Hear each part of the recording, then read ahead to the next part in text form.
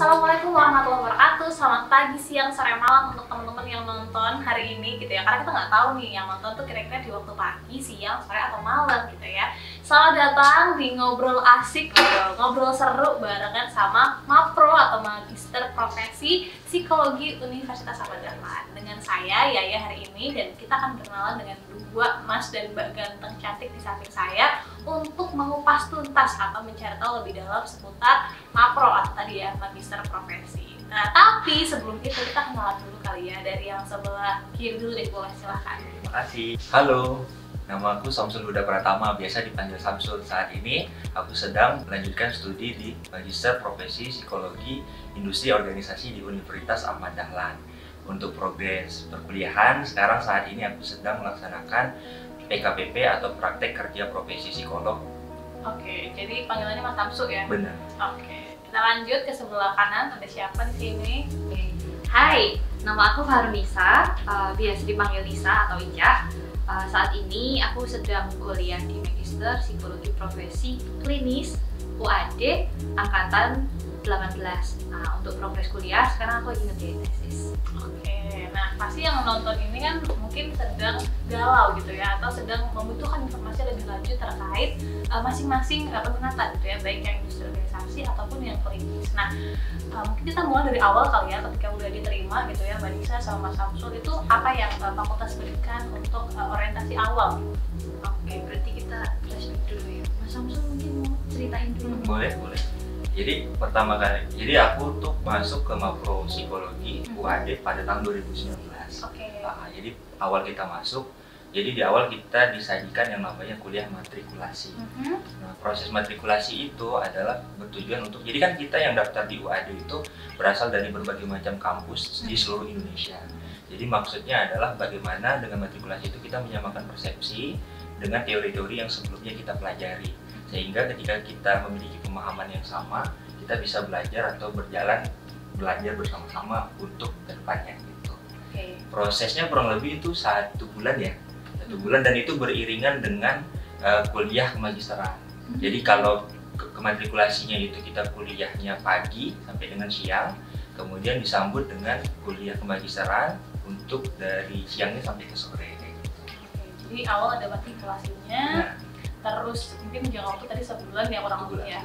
Nah, apakah ada perbedaannya untuk di klinis atau memang itu sama untuk kedua peminatan ini sama-sama durasinya segitu dan materinya kurang lebih sama atau seperti apa sih? Kalau prosesnya kurang lebih sama, cuman materinya ada misalnya kayak kita memperdalam sama nge-recall kayak teori-teori psikopatologi ya, terutama terus kayak kesehatan mental, terus mungkin kayak perkembangan anak sama sampai dewasa gitu. Lebih ke mungkin di tempat Mas Samsul juga yang kepiuannya lebih diperdalam. Benar. Oke. Nah, terus selanjutnya itu selain ada matrikulasi, apakah ada orientasi tambahan gitu mungkin selain matrikulasi tadi? Oh iya, jadi kalau di Magister Profesi Psikologi ini kan kita kayak double degree gitu. Jadi kita kuliah kemagisteran, sekaligus juga kuliah keprofesian. Jadi setelah kita melaksanakan matrikulasi selama kurang lebih 1 bulan itu, kita akan mulai masuk yang namanya blok keprofesian. Dan sebelum kita masuk ke blok keprofesian, kita akan melaksanakan yang namanya praprofesi. Nah, jadi selama praprofesi itu kita digabung antara jurusan PIO sama jurusan klinis bersama-sama di suatu tempat gitu. Misalnya kita waktu itu kami di salah satu resort di Merapi di Kaliurang, dan kita melaksanakan kegiatan-kegiatan yang sifatnya itu membangun team building, kebersamaan, kemudian juga ada outbound yang seru banget ya. Oke. Nah, apakah ada tambahan dari Mbak Nisa? Iya, jadi aku kan 2018, jadi tahun sebelumnya ya, itu juga selain ada outbound, kita juga kayak dikasih game sama siraman rohani ya, karena kita UAD juga ya, kayak mungkin yang dikedepankan juga yang aku notice ya selama aku kuliah adalah kita diajarin gimana kita tetap jadi ilmuwan tapi kita juga punya moral sama etika gitu. Apalagi kita mau jadi psikolog kan, terlepas itu klinis ataupun itu IO gitu. Nah, jadi akhirnya pinginnya mungkin kita jadi psikolog yang juga saling membantu sama teman dan rekan sejawat nantinya, tapi juga dalam proses mencapai gelar pun kita menggunakan cara-cara yang baik dengan cara-cara yang selain kita pakai logika, kita juga pakai hati. Iya. Nah, tadi udah disampaikan ya dari awal diterima, orientasi, kemudian pembekalan awalnya gitu ya. Nah, kalau terus kita ngomongin tentang materi yang diajarkan gitu di masing-masing peminatan itu seperti apa? Mungkin boleh Mbak Nisa dulu. Oke. Kalau misalnya materinya, kayaknya tuh bakalan panjang banget ya. Cuman aku kasih brief isi kuliahnya kali ya. Nah, jadi selama blok itu kita akan diberikan ada pemisahan itu sekitar 4. Jadi OW kita mulai dari OW itu apa nih? Wawancara. Nah, ini kan dasar asesmen ya. Nah, itu nanti kita mulai dari observasi wawancara yang umum sampai kalau di klinis itu ada diagnostik. Jadi untuk menegakkan diagnostik itu kita butuh tools, alat yang salah satunya observasi dan salah duanya wawancara. Itu yang paling pertama kita pelajari. Nah, kemudian lanjut ke blok setelahnya itu ada PSD atau psikodiagnostik. Nah, psikodiagnostik ini isinya alat tes psikologi dari intelijensi, ada juga kita dapat inventory, terus kemudian kita juga dapat kepribadian yang itu ada proyektif, non proyektif. Nah, terus terakhir setelah kita melewati PSD ini, kita ke blok intervensi. Nah, intervensi itu apa? Jadi kalau misalnya kita periksa ke dokter, ada treatmentnya. Nah, treatmentnya di psikologi namanya intervensi. Jadi terapinya di situ. Itu macam-macam kita belajar dari pendekatan behavioristik, humanistik, kognitif, sampai CBT dan berbeda. Nanti spill lebih panjangnya nanti ya, kita akan bahas lagi biar yang di rumah nonton sampai habis gitu ya. Nah, itu spill sedikit gitu ya tentang apa yang kita pelajari kalau misalnya di peminatan klinis. Nah, sekarang nih Mas Samsu, kalau kita masuk ke peminatan di industri dan organisasi seperti apa? Sebenarnya kurang lebih ya seperti yang disampaikan oleh Mbak Nisa, cuman karena memang kita berbeda secara jurusan dan peruntukan, jadi kita sama tuh mengalami yang namanya blok OW gitu, menjalani observasi dan wawancara. Kemudian juga ada blok psikodiagnostik, kemudian juga menjalani yang namanya blok intervensi dan pendalaman juga.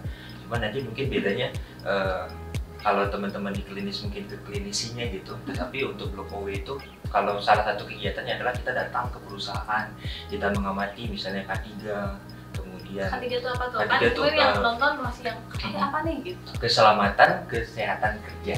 Nah, jadi kita mengobservasi bagaimana sih situasi pekerjaan, situasi psikis di pekerjaan di sebuah perusahaan itu. Kemudian untuk psikodiagnostiknya juga peruntukannya kita belajar berbagai macam alat psikodiagnostik. Jadi banyak banget ya kalau di Wadi itu, kalau menurut saya lengkap gitu. Jadi kita belajar yang namanya alat tes kepribadian baik proyektif maupun non proyektif. Kemudian kita belajar juga menggunakan mengadministrasikan alat tes untuk kognitif, kemudian tes sikap kerja. Jadi ada tes sikap kerja juga yang diajarkan kepada kita. Kemudian di blok PSD juga kita diajarin yang namanya assessment center. Nah, tadi BTW banget gitu ya, ada beberapa kalimat-kalimat yang pasti asing banget. Kayak PSD ini disebutin mulu gitu, berarti yang sini nggak ngerti ya. PSD itu in a long way-nya apa sih?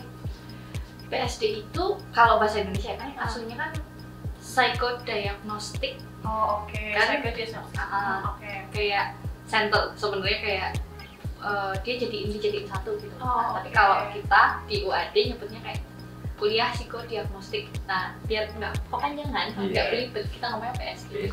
Jadi itu ya, mungkin yang di rumah kan bertanya, ini PSD apaan nih gitu. Jadi kayak ada apa namanya, kamus baru gitu ya di bawah sini nanti, atau di sini atau di sini gitu ya. Nah, tadi udah disampaikan kurang lebih apa yang didapatkan ketika mengambil peminatan klinis ataupun mengambil peminatan di industri organisasi. Nah, nanti kita akan ngobrol lebih lanjut, kira-kira di dalamnya kita akan kupas tuntas, karena kan tadi udah dibilang ya, kita akan kupas tuntas gitu ya. Tapi sebelum kita masuk ke nanti ngobrol lebih dalam sama Mbak Nisa atau Mbak Samsu, saya pengen nanya, ini kan sekarang masih mayoritas itu dari atau hybrid. Nah, mungkin bisa diceritakan, ini kan versi Mbak Nisa sempat mendapatkan offline lumayan full ya. Terus kalau Mbak Samsu 50-50 gitu ya, hybrid. Nah, mungkin boleh di versi yang dulu di versi Mbak Nisa dulu. Iya, zaman dulu ya, sebelum corona menyerang gitu kan. Betul. Nah, jadi kalau buat klinis dulu itu memang kita full yang kayak diceritain dari pagi kita kuliah ke profesian, terus sorenya ke magisteran gitu kan. Terus nanti begitu masuk blok, udah kita kuliah pagi sampai sore, begitu kita masuk blok, kita udah mulai tuh praktek. Nah, jadi kuliah pagi, sorenya praktek. Begitu komunikasi itu langsung berarti. Yes, nah itu tapi by appointment. Jadi kayak misalnya udah dijadwalin nih, oh udah mulai masuk nih, misalnya kayak block away. Block away kan juga ada prakteknya tuh. Nah jadi kamu dapat materinya, observasi sama wawancara. Sore apa siangnya nanti kamu praktek sama klien, bisa mulai dari teman dulu kayak gitu. Nah terus untuk mulai masuk blok intervensi itu kita benar-benar ngelakuin latihan intervensi pertama sama teman dulu sampai kita megang kasus, tapi baru satu aja kliennya gitu, dan itu berlanjut sampai blok pendalaman. Jadi kalau dari pengalaman aku sih memang yang aku rasain enak waktu itu karena kita bisa ngimplementasiin ilmunya langsung, Interaksinya langsung gitu kan. ya. Terus kalau misalnya sekarang kan mungkin tantangannya akan dijelaskan sama Mas Samsul gitu ya. Kalau dulu tuh memang benar-benar pagi kalau klinis kerasa gitu, sama kliennya mungkin empatinya dapat, mungkin juga probingnya bisa lebih dalam kayak gitu. Nah itu adalah testimoni gitu ya, callback, flashback gitu, cerita ketika masih lumayan bisa full on offline gitu ya. Nah sekarang nih kalau yang sekarang kan ada yang luring, ada yang daring, hybrid, itu gimana Mas Samsul? Iya, jadi aku mengalami ya, pada saat di awal itu kita kuliah baik-baik aja ya, 2019 corona kan mulai masuk ke Indonesia itu sekitar bulan Maret. Nah per Maret itu kita udah nggak bisa lagi untuk kuliah offline gitu, kuliah secara luring. Jadi kampus menyiapkan sebuah metode untuk pembelajaran agar kita terus bisa melanjutkan studi. Jadi mencampur antara metode offline sama dengan online-nya, jadi luring sama daring gitu. Jadi untuk materi kuliah yang sifatnya teori, penjelasan dari dosen itu disampaikan menggunakan aplikasi-aplikasi Pendukung gitu ya? pendukung seperti Zoom atau Google Meet gitu.